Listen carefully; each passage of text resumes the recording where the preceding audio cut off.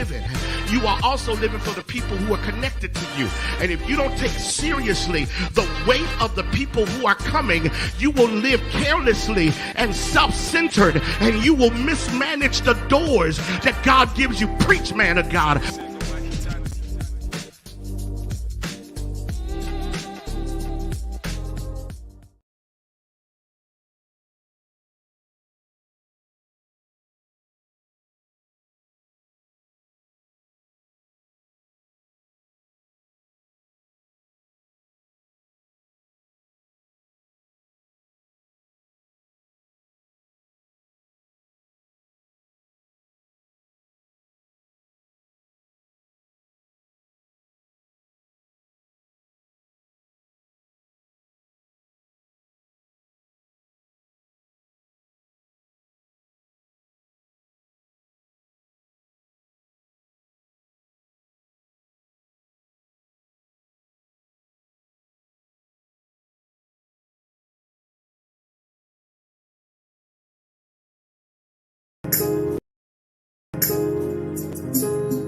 Hallelujah. We bless God tonight. Wherever you are, we ask you to just lift your hands and give God your worship. Make your space an altar before Him tonight. We've got a lot to be grateful for and to thank Him for. So let's worship Him together. Hallelujah.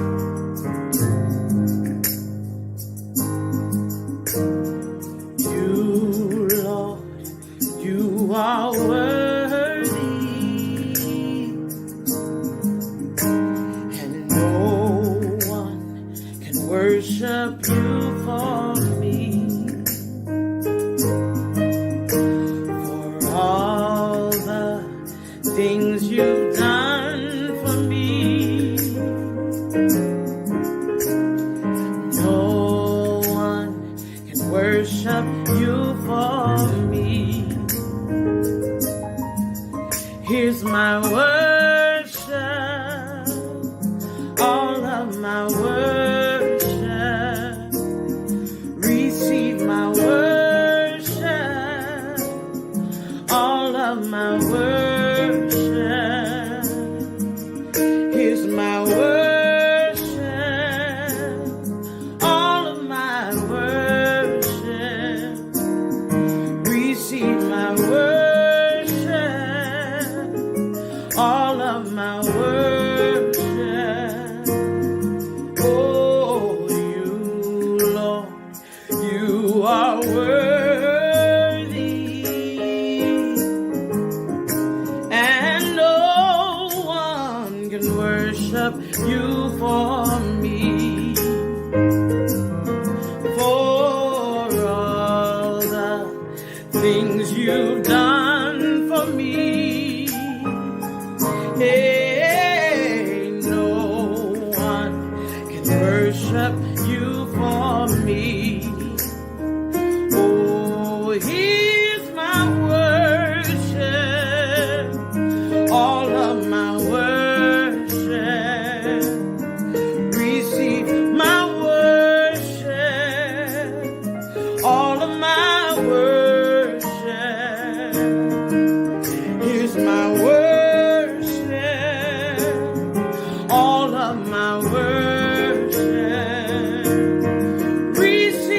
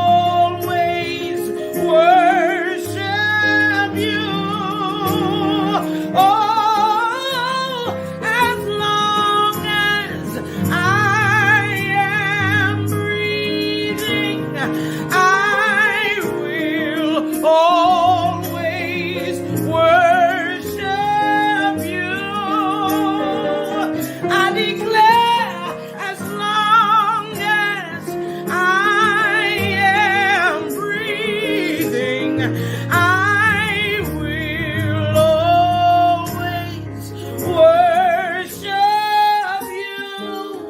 Oh, here's my worship, all of my worship. Receive my worship, all of my worship. Oh God, here's my worship, all of my worship. Receive my worship, all of my worship. Here's my worship, all of my worship. Receive my worship, all of my worship. Oh God, here's my worship, all of my worship. Receive my worship, all of my worship. Here's my worship. God, take all of my worship. Receive my worship, all of my worship. Here's my worship, all of my worship. Receive my worship, all of my worship. Oh yeah, yes, you are worthy. No one can worship you for me. Oh, I think about all the things you've done for me. Oh, and no one can worship you for me.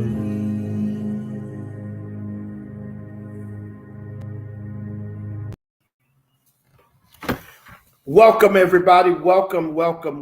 Listen, before I get started, I want to encourage you to invite someone.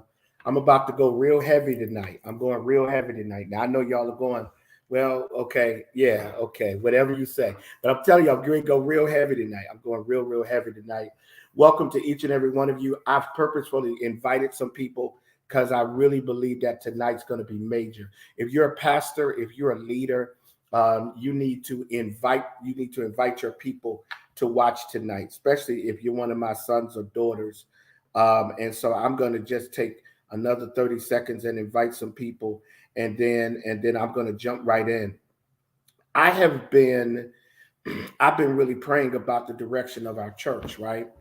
And so on this weekend, and I see one of my sons, Pastor Kelvin Lumpkin, and so this weekend we had someone, Pastor Jeffrey Dennis. We had someone from Akron, Ohio, actually from where Pastor Dennis is, Dr. Dennis, Maceo Smith, and we had an amazing conversation on Saturday evening, and so I asked him a very honest question. You know, what's been the success of your church? And he said agreement. And that is just settled so deep in my spirit. I mean, when I tell you, I can't get away from that. I mean, he said agreement. And I was like, whoa, agreement.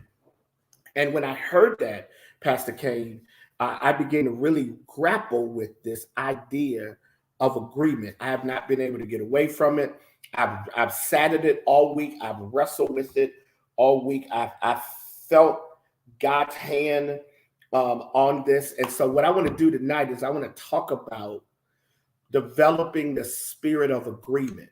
Now, one of the things we're going to do is that we're going to put this on our website. And so Pastor Ray's going to put this on our website, and you'll be able to go and just kind of and watch it. But the thing that I want to do is I want to walk you through this idea of agreement. And I want everybody, if you don't mind, to put it in the thread, just put agreement, right?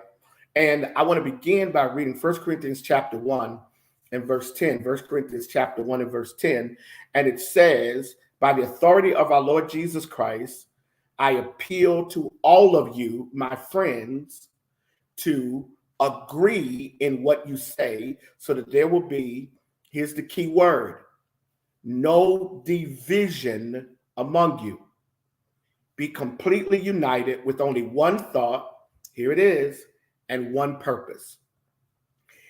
I want to suggest something very powerful. I want to suggest that the enemy has won because we are not good at agreement. Now, I'm not being cynical. I've been doing this a long time. And the one thing that I've discovered is that when the enemy wants to weaken a church, when the enemy wants to weaken a marriage, when the enemy wants to weaken a ministry, when the enemy wants to weaken a business, when the enemy wants to weaken anything, the first thing the enemy attacks is the enemy attacks the spirit of agreement among the people, among the couple, among the family. And the enemy tries to bring us in to division. Okay? Let's hear the verse again. By the authority of our Lord Jesus Christ, I appeal to all of you, my friends, to agree in what you say so that there will be no divisions among you. So immediately, division begins with how we communicate to each other and how we communicate about each other. Wow. Agreement then is grounded in our capacity to say the same things and then to work out what we're saying in a way that we now execute a singular idea, a singular purpose, and a singular thought. So again, the goal of the enemy is to attack. And I want you guys to be real interactive tonight. If I say anything that speaks to you or blesses you, I want you to really chime in, because a part of what I understand is that agreement is where God operates. God does not operate in division. God does not operate in contradictions. God does not operate in confusion. God does not operate in a combative spirit, right? God operates in agreement. And you can always tell when something is about to explode in a positive way because you can sense the agreement. You can sense that people are on the same page. You can sense that that couple is walking this thing out together. You can sense that that ministry area has found a rhythm. Wow. Somebody put rhythm. Found a rhythm, and the rhythm is in agreement. You can always tell when something is about to go in a positive direction. But you can also tell when something is about to implode, when something is about to fall apart. Here's how you can tell. Because the subtle disagreements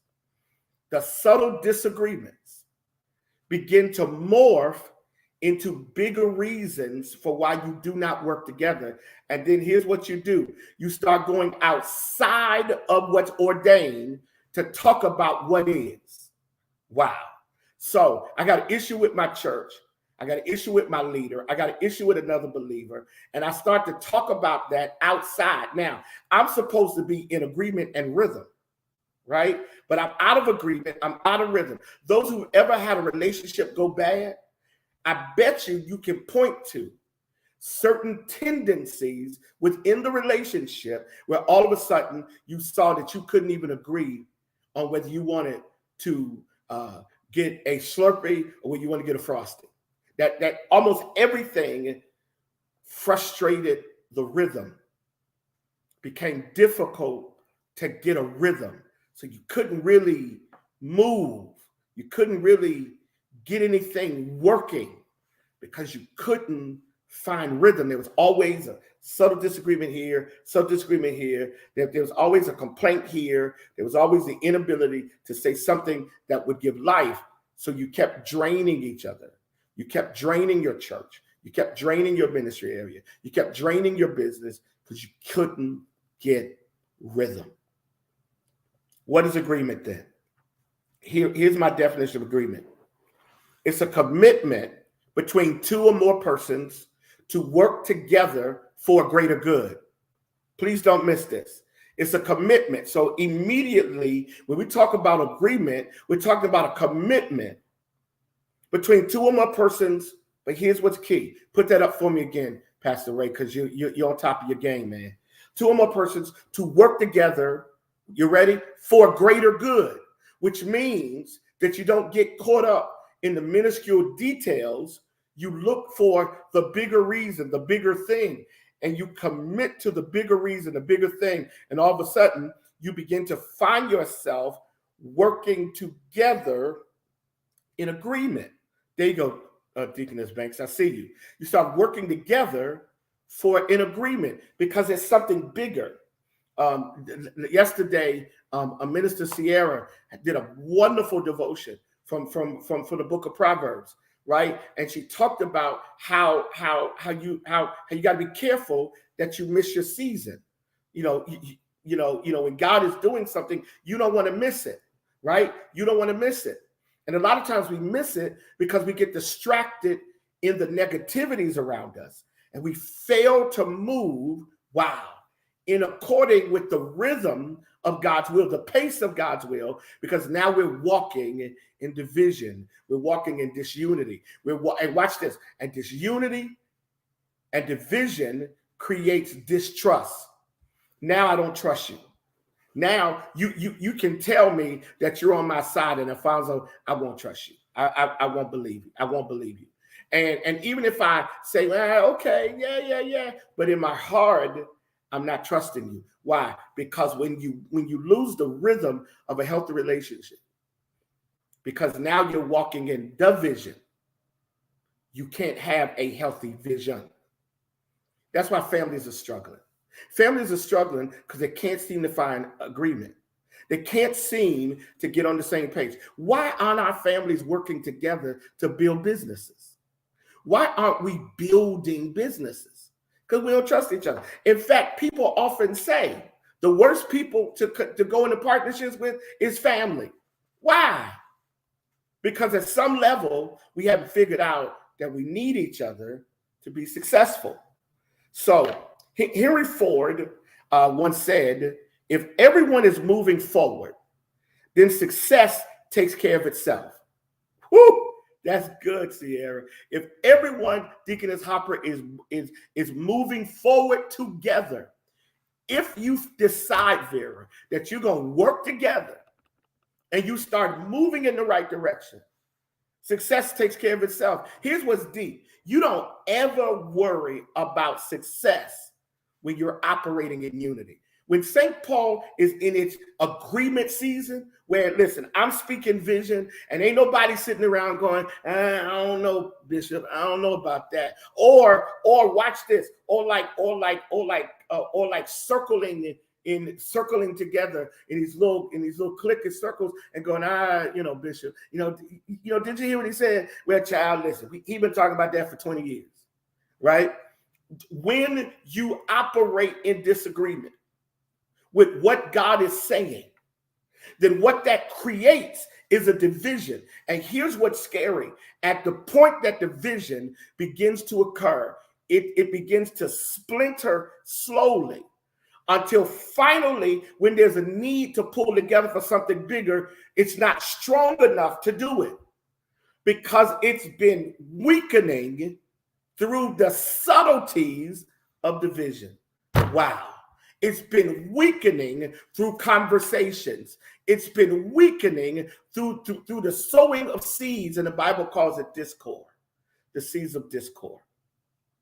There's this amazing verse in Amos chapter 3. Amos chapter 3, there's a verse, and it says, it says in the Good News translation, do two people start traveling together without arranging to meet? I love that version. But then the other version says, do two people walk together? They have to agree. In order for two people to walk together, they have to agree to do so. For two people to walk together, they have to make a commitment that they're going to walk it out together, which means you have to decide that you will let nothing divide you. Because at the end, what disagreement ultimately does is weakens your ability to walk together. You're driving in a car and an argument breaks out about how to get to the destination. And the frustration is so intense in the car until even when you make it to the destination, you're so broken and so angry with each other till you can't even enjoy the destination. You made this decision, you were going to ride to the beach, and you disagreed on what street to go down. By the time you get to the beach, you ain't speaking. A church makes a decision that it's going to it's going to embrace a vision. It's going to go after something. But the argument as to how to get there is so intense until by the time you get there, people are angry. And now people say, you know what? My only reason to be here was so we could get here. I'm out. Now you've weakened yourself. Do two people walk together unless they have to agree? Dr. Juan Dominguez, who did a study on this whole idea of agreement and people who agree, came to this amazing conclusion. People who seek to live in agreement with others are more likely to form and maintain social relationships. People who seek to live in, I'm sorry, I shouldn't have put the word to. People who seek to live in agreement with others are more likely to form and maintain social relationships, because agreement is relational. Everybody make sure you put that in the thread. Agreement is relational. So when I have agreement with you, I'm willing to be in a good relationship with you. I'm willing to be in a good space with you. Today, I got a compliment today. I got a compliment today. And I thought it was pretty nice. I thought it was a pretty nice compliment from one of the persons who works on our team at our school. And they gave me this and they gave a compliment. It wasn't directed to me, but as the leader, I've been a part of the shaping of this. And here's what they said. They said that the retreat had a really good spirit in it. It was a really good spirit in the retreat.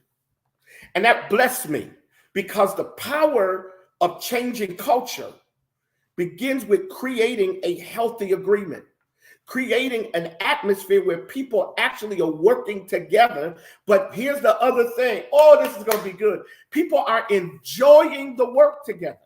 People are enjoying the space together. People are enjoying each other because they recognize the power of agreement. You can tell positive relational people do well with agreement because they understand the power of it. Now, here's what's interesting. Agreement assures some things. Okay, I put 5 things down. Agreement assures some things. Here's the first thing. Agreement ensures intimate involvement. God's intimate involvement. Agreement assures God's intimate involvement. That you know that you're in agreement because you and God are in the same space and God is participating. Now you got something. Gwen Nelson, here's your word, dear. Now you got something called favor. Whoo, God. And I declare favor over you guys tonight. Because when you walk in agreement, you have favor. When you walk in agreement, you start to discover favor because God starts doing some stuff among you. God's intimate favor, God's intimate presence, right? I'll come to a verse in a minute about that. Is that watch this, Deacon Reddick. This is so important. When you are operating in agreement, God is intimately involved. That couple that walks in agreement will notice God doing stuff in their marriage, in their family, the intimacy of God's presence, right? Here's the second thing. Agreement ensures unity. It ensures that unity, that all of a sudden you don't feel the tension of conflict and competition. Unity. If God's going to do the next work in St. Paul, it's got to be built on unity. It's got to be built on this sense of oneness. But here's the third thing. It minimizes confusion and stress. Are y'all getting this tonight? Agreement ensures that stress and confusion is minimized. It minimizes confusion and stress. Now you're not battling with each other. You're not conflicting with each other. But here's the other thing you're not doing. You ready to shout? You're not looking for allies in people who are really enemies to the unity of the house, to the unity of your family. You're not going outside of your marriage to get somebody to agree with you who actually is excited that you are now in disagreement.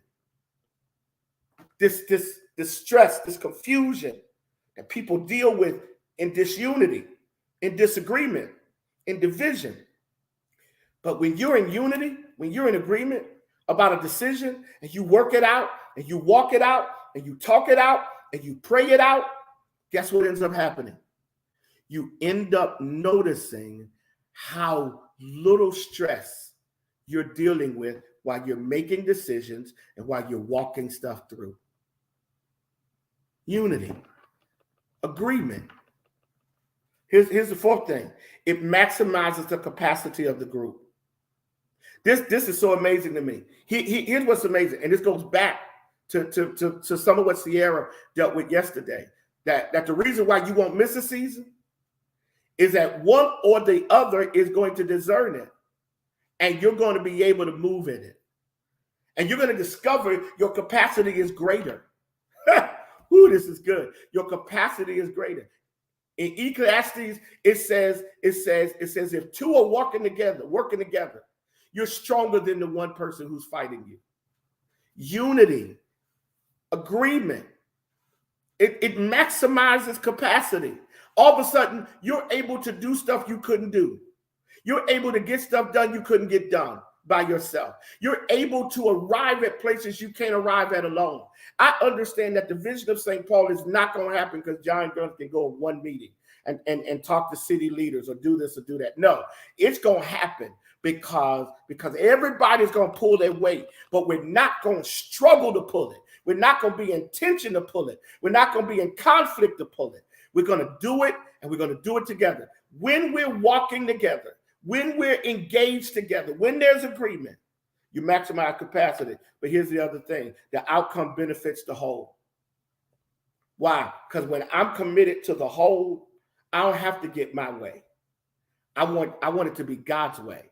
And when I agree about something, then what I'm going to do, when we agree, whether I'm right or you're right, it don't matter. Once we agree that this is the path, I ain't going to jump off just because we have a tough patch.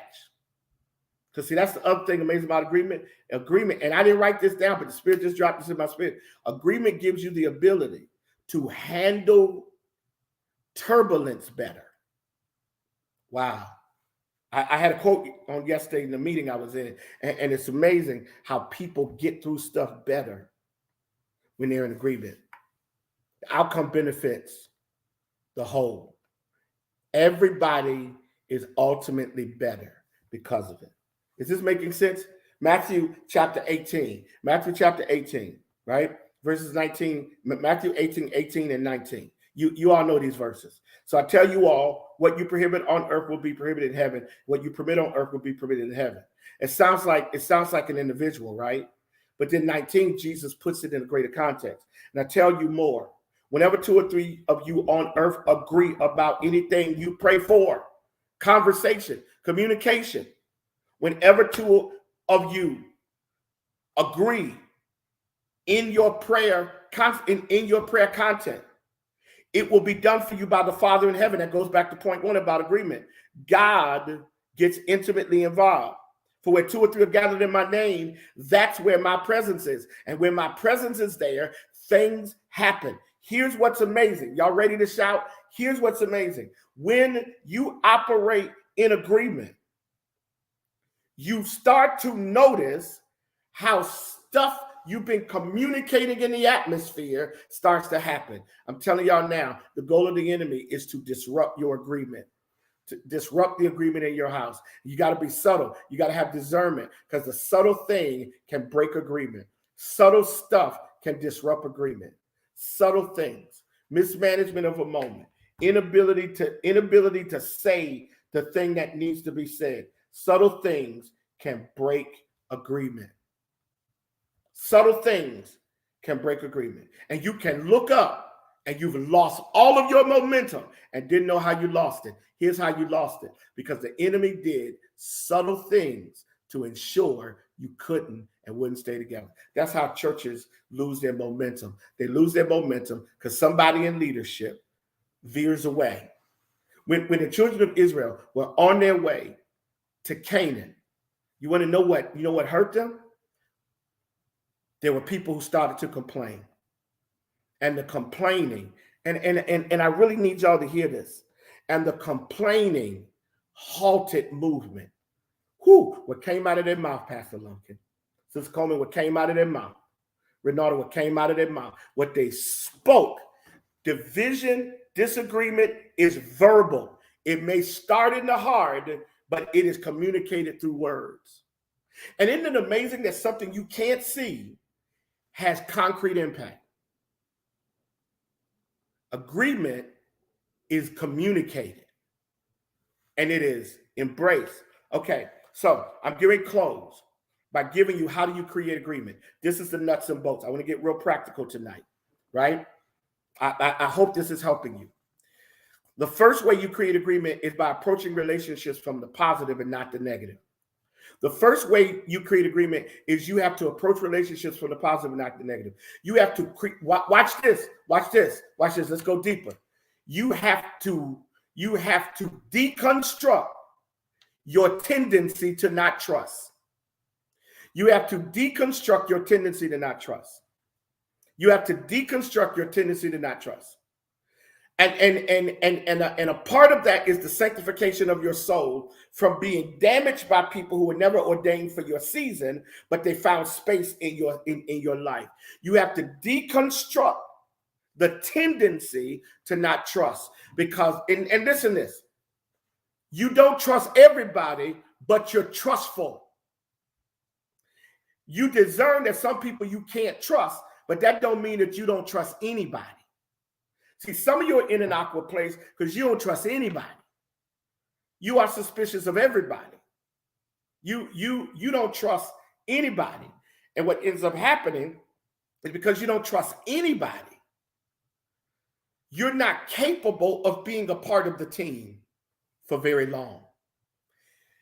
If you're always the one in the conflict, if every time somebody new is added to the team or to your life and you end up being suspicious of them, and then when something goes wrong, you go, see, I knew it, but here's what you ain't understanding.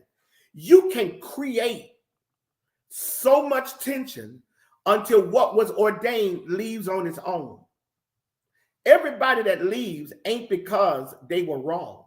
Some people leave because they could not manage your inability to handle new. You got to approach relationships from the positive. You got to see possibilities in relationships. You got to see opportunities in relationships. You got to see beyond all the barriers and the boundaries that we've created. You got to be able to see, listen, when you have conflict with somebody, don't enter the conflict ready to fight. Enter the conflict ready to resolve. Don't walk into a room or into a space and you're ready to do battle. Walk into the space ready to resolve, ready to fix it, ready to move forward. Don't walk into a space ready to check people. Listen, I had a situation recently where somebody was just taking subtle shots at me. And you know what I didn't do? I ain't shoot back because I was determined I'm going to resolve it. I ain't going to be miserable. I'm not going to be angry. And when you're building out something, iron sharpens iron. And iron, when it hits other iron, it creates sparks. Sometimes conflict is redemptive when the people in it are capable of reaching agreement, because agreement comes through the process. Thank you, Lord. Yes, great marriages are not without disagreement, but what they don't become is divided. I may see it differently, and you may see it differently, but eventually we want to see the same thing. Because we live bigger. That's the genius of great leaders. Great leaders get people to agree, get people to see the same thing. And then even though they may come at it from the left or come at it from the right, they're still looking at the same thing, which means we got to, as leaders, we got to be able to communicate the vision and communicate the best possibilities. If you're going to be a great parent, you got to be able to communicate. Hey, Pastor Foreman, you got to be able to communicate to each other. Communicate how to do it, how to raise these children, and then communicate to these children in value. Recently, today I just sent a text to my wife and to my 3 girls, and I told them how valuable they are to me. I've learned the power of communicating in a way that is encouraging. Yes. Here's the second thing. Y'all ready? Y'all still rolling with me? You create agreement by being open to the other person's views and the other person's perspectives. You create agreement because you're open to the other person's views and perspectives. You all of a sudden come into it not so narrow and rigid that they can't say something to you that may alter your perspective. One of the great things about being the Dean of School of Theology was I have been forced to listen better. Because see, when you pastor, as long as I've been, sometimes you get the tendency of becoming the voice, and everybody just sits and listens. And even as a pastor, I've learned to listen better. So a lot of stuff that I do, I now involve other people in communicating the vision and communicating. That's one of the great things about having Scott Cotton as our executive pastor. He communicates the vision very well. You know, last night, Sister Shan Grant shared something that was very powerful, and she did a great job of communicating that. I need everybody to understand what God's trying to get us to get tonight. Is that agreement is when you're open. Is when you're open. You know, everybody knows this. A closed hand receives nothing, but an open hand can receive anything. A closed hand rejects. An open hand welcomes. This welcomes. This right here, an open hand welcomes. Are you open to the views of your spouse, or are you missing it? Are you open to the views of your spouse, and are you open to the way that they not only do it, but how they not only see it, but how they do it? Are you open to the fact that there may be different ways to do things, or different ways to accomplish things, or different ways to move forward in life? Are you able to at least be open to others' views and perspectives? Are you willing to empower other people's views, or do you have to always be right, or always be the one, or always take the credit, or always be the one to fix? You can't fix everything. You need some other folk to help you. You need some other folk that see it differently. My wife sees it differently from me, right? People see it differently. Dan Smith is my chairman. He sees it differently sometimes. Doesn't mean he's wrong. He sees it differently sometimes. But if you see it differently, don't be so narrow that you can't see it the way others see it. You got to be open. Here's the third thing. You only create agreement by being comfortable in your space within the space.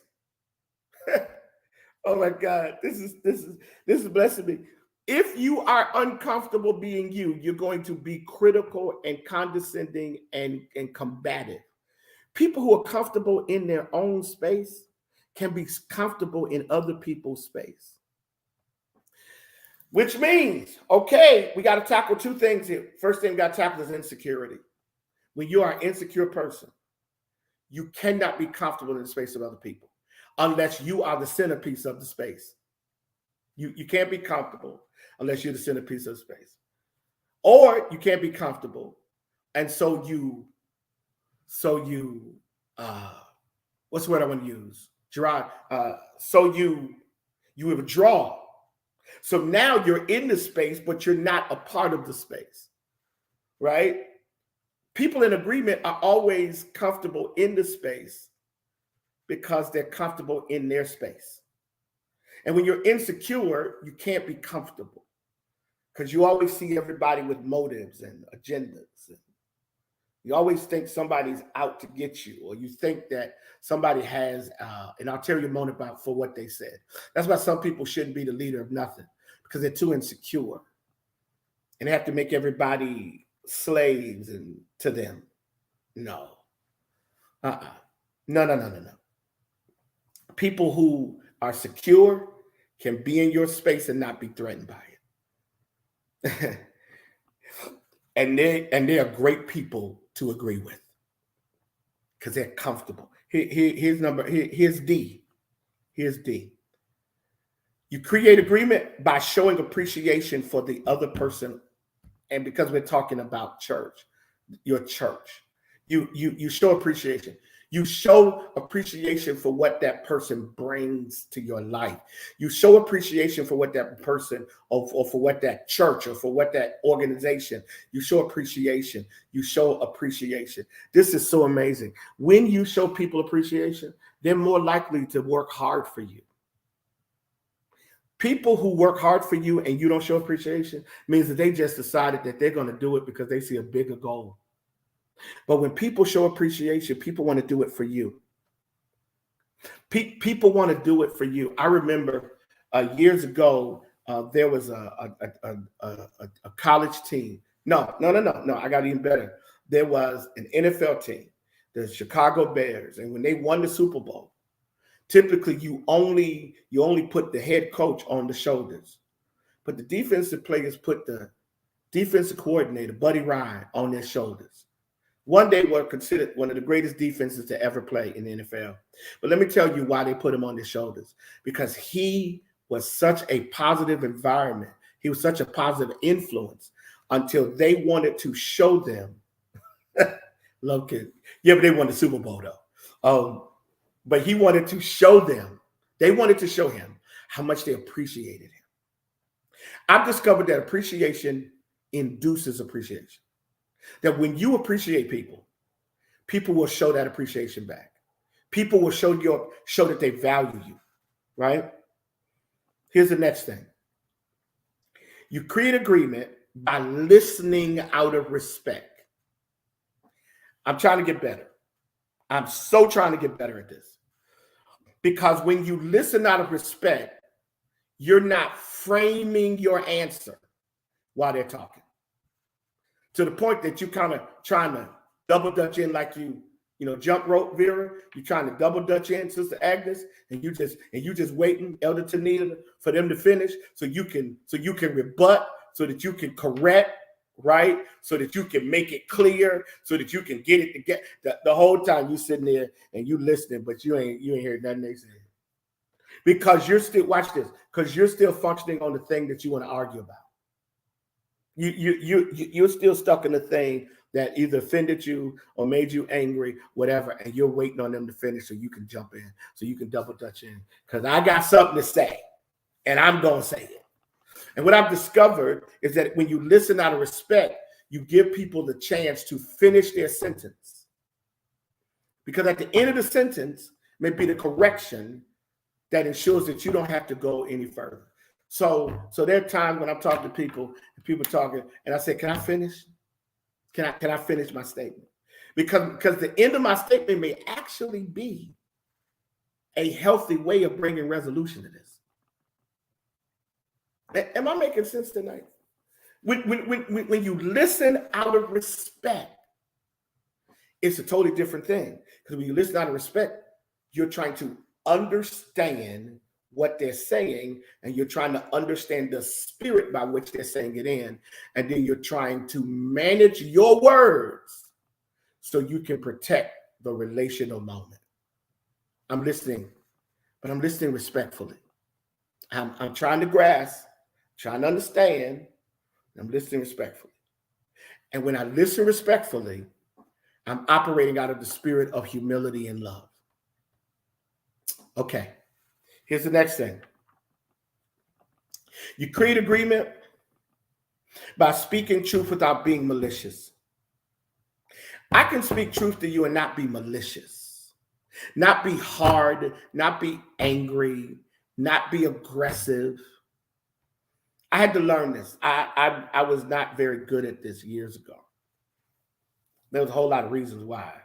And when I became a husband of Sanjanique, one of the things that I worked at was trying to speak whatever my truth was, but not be malicious and hard and angry. Ephesians 4:29. I'm almost done, guys. Ephesians 4:29 says, do not use harmful words, but only helpful words, the kind that build up and provide what is needed, so that what you say will do good to those who hear it. See, agreement happens because people do tell truth, not always what I want to tell you, because that ain't always truth, but they tell truth. They tell truth. They use words to encourage and strengthen. They don't use words to tear down and hurt. They don't use words to hurt. And that leads me to the last point. How do you create agreement? By encouraging more than criticizing. 1 Thessalonians chapter 5 and verse 11 says, so encourage one another and help one another, just as you're doing now. One of the things that, it's getting to this place, like in your marriage, where you literally say very good things to your spouse. You're always correcting them, always fixing something, always checking them, right? That's dangerous. It's dangerous when a pastor spends all of his or her time checking and correcting people and correcting the people. Made that mistake years ago. It's always dangerous when all you do is tell your children what they ain't doing. You ain't washed the dishes. You ain't take out the trash. But you're not celebrating the fact that they actually did better in school. So you don't say nothing about the better grades, but you keep finding the thing that's wrong. People do it in their churches all the time. Instead of encouraging their leader, encouraging each other, they just, sometimes when I see certain numbers, I just shake my head because I know they ain't gonna say, Bishop, great sermon today. They ain't gonna say, Bishop, I see it, man. We got you. They're gonna say, well, I was looking at, and I'm going, wow. Do they understand? They never encourage. It's hard to build agreement when all you do is criticize. When you find something that the person did wrong or something you think they did wrong, and you point that out, but you rarely say, you know what? You did good today. You rarely say, you know what? I'm proud of you. Last night, Pastor G and I got home. Pastor G and I got home, and I called Pastor Cotton. And I said to him, I said, man, I just see encouragement in you. I see confidence in you. I said, I'm real proud of you. Today, after Sister Grant, Minister Grant, she hates that, did her presentation last night. I called her and I said, Sharon, I need to tell you something. You really have grown, and I really saw some positives in you, right? It's amazing. I've discovered how much fun it is to tell people they did good. How much fun it is to tell people. It's so much funner. Is that a good word? It's funner to tell people you did good. Do you get any encouragement by being critical? Does that make you feel better that you're critical? No. Tell your spouse. And I try to tell my wife almost every day I think she's beautiful. Every day. I mean, at least a couple times a week, I send texts to my daughters. I think y'all amazing. And for me, that's funner. That's funner. I don't even know if that's a word, but it's so much fun to put a smile on somebody's face instead of making them angry. And eventually, if you criticize too much, they just stop existing. They just shrivel up. And then you notice that that they light up when they're around other people, but when they're around you, they just shut down. No. You don't create agreement in constant criticism. You actually create agreement in encouragement. And I'm going to throw another word out. I actually erased it, but I'm going to throw another word out. And I didn't plan to be this long, guys. So thank y'all for hanging in. Celebration. Celebration of people. It always blesses me when my wife celebrates me or encourages me. She knows I'm a words of affirmation guy. I am. Words matter to me. Words are life to me. And it's always, man, I feel I can go a little further when my wife says, you're doing good. Celebrating people, encouraging people, inspiring people. I'm done. My prayer is that you will experience agreement. That you'll experience agreement in your church. That you will enjoy being a part of your church. That you know, one of the things that the pandemic took from us, and I'm really struggling with how do we get it back. It's the spirit of agreement, the spirit of celebration, the spirit of encouragement, the spirit of fellowship, where people enjoyed each other's company. Tomorrow night, and I'm sorry, I sent y'all 2 messages. I messed up with the extension. So can somebody put the right extension in here for me? I think it's 5,000. I thought it was 500. But tomorrow night, you know, we're doing something called, Paint Night for Church Anniversary. Paint Night for Church Anniversary. And it really grieved me that we only had 9 people who registered up front. I don't think that's pandemic stuff. I think people have to get back to understanding that with agreement comes fellowship. So we got some slots open. I don't know how many, and I don't know if Alvida's up here or Cotton is up here, but we got some slots left. And you can call the church 904-768-7112. Somebody put the extension in there for me. And you can, and because I would love to see, we got 16 slots left, but we did. I don't know how many we have left. I know Ann Thomas texted, took one. That's who corrected, who made sure I had the right extension. I appreciate it for that. And so, Pastor G called me because, her and Avita wanted to make sure I was good. So I appreciate that. So,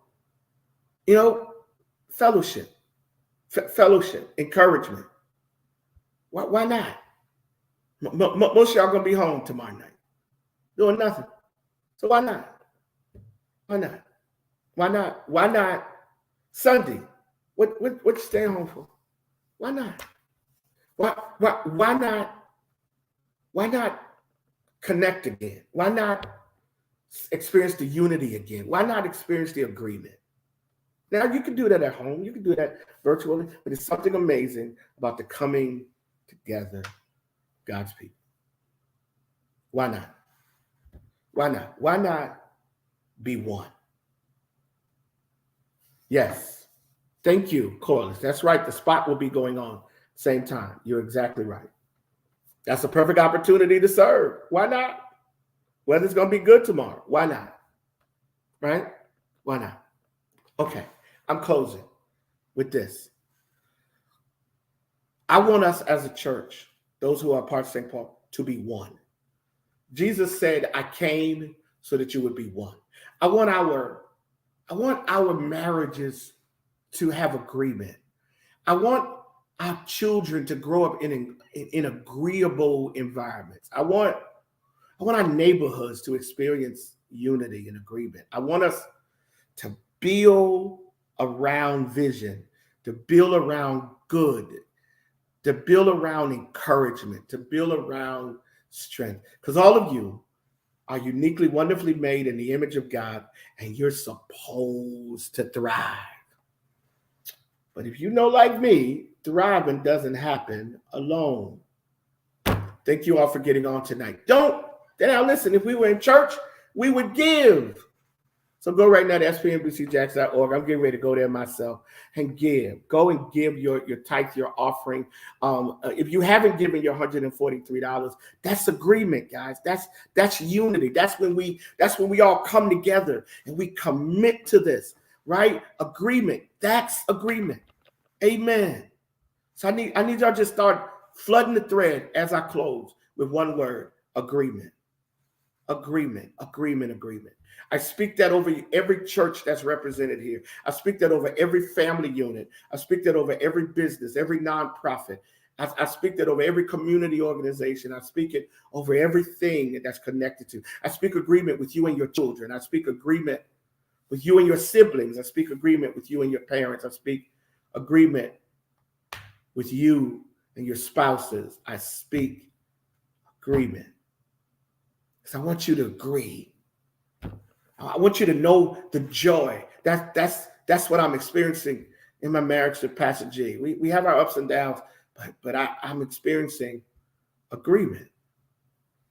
So tonight I speak agreement over your lives. I speak agreement over everything that matters to you. I speak agreement over all the things that you're trying to do with your life. I speak agreement. I speak oneness. Yes, I speak oneness. I speak agreement. May the agreement of God be heavy upon your life. And may we, St. Paul, live in agreement. May we extract the cancer of division. And may we live in agreement.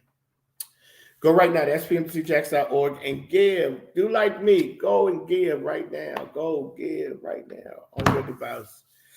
Love you guys. I hope to see some of you tomorrow night. Pastor G and I will be there. We love you so much. Thank you so much for being who you are. If you're not at paint night, go to the spot at Grand Park. Let's serve. Let's make a difference. Let's be who we are. And so in the name of Jesus, have a great night. Rest well and understand that your bishop, your pastor loved you so much. It's good to see your names if I can't see your faces. I give God glory for you. And I give God praise for you. Have a great night. We'll see you hopefully tomorrow, but hopefully this weekend as we agree together. Amen. Take care. See you later.